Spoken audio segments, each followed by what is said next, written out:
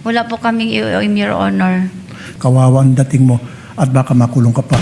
Gina Acosta, ang testigong nagbukas ng lihim sa 500 million confidential funds ni Vice President Sara Duterte. Sa video natin ngayon ka-artikulo, isang pangalan na biglang naging sentro ng impeachment trial ni Vice President Sara Duterte kamakailan. Hindi siya isang senador, hindi rin siya mataas na opisyal ng gobyerno, pero hawak niya ang isang mahalagang bahagi ng kwento tungkol sa paggamit ng confidential funds ng Office of the Vice President. Sino siya? Siya, si Gina Acosta, dating Special Disbursing Officer o SDO ng Office of the Vice President. At sa kanyang pagharap sa Senate Impeachment Court noong August 17, 2026, isang malaking halaga ang muling nabanggit, 125 million. Pero hindi lamang isang 125 million ang naging laman ng kanyang testimonya. Ayon kay Acosta, umabot sa 500 million ang confidential funds na kanyang inilabas noong 2022 at 2023 na ayon sa kanyang testimonya ay ipinasa kay Colonel Raymond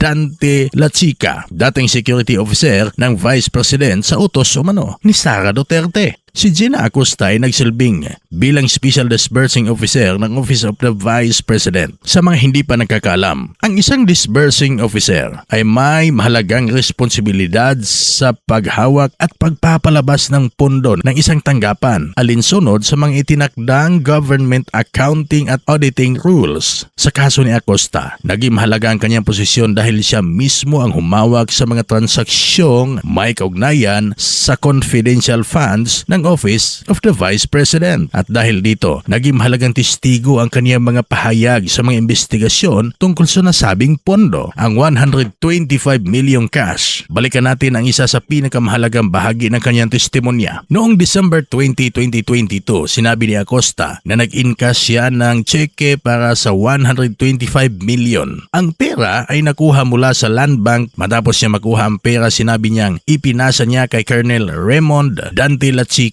na nooy kabilang sa security detail ni Vice President Sara Duterte. Ayon kay Acosta, ginawa niya ito dahil iyon ang naging utos umano ni Vice President. At dito na naging mas kontrobersyal ang usapin. Bakit? Dahil ayon sa testimonya ni Acosta, hindi siya ang nagdesisyon kung paano gagamitin ang confidential funds. Sinabi niya sila Chica ang mayroong expertise sa security at siya ang mas nakakaalam kung paano ipatupad ang mga confidential activities. Kaya naman nananatili ang tanong ng publiko, si Acosta na kaya ang magsisilbing susi para sa buong katotohanan na kinasasangkutan ngayon ng ilang milyong pondo mula sa confidential funds na di umano'y walang sapat na detalye kung ito'y saan napunta. Abangan ang susunod na kabanata sa pangyayaring ito. At kung napadaan lang sa iyong videong ito, huwag kalimutang i-like, i-follow at i-subscribe ang artikulo. Maraming salamat.